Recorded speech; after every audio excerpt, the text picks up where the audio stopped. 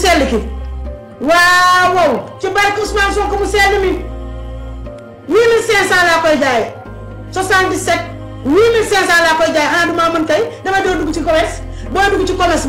jërë ngeen jëf mbokki internet yi kooku di Fatou Ndiaye Tampi moom nag ku ne xam na ne rek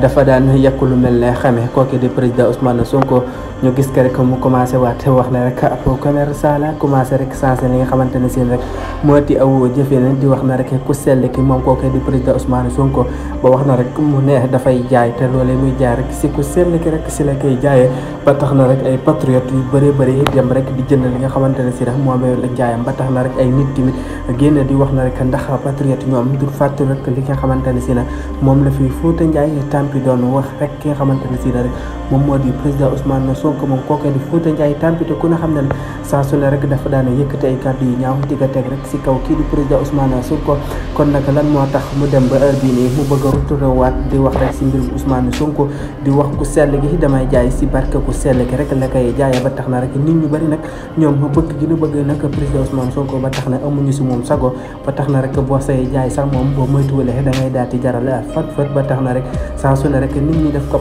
stratégie pour rek di si jaay li nga xamante ne si moo di seen bi marchandise te kii ñu tàmbale ko muy Fatou Ndiaye Tampi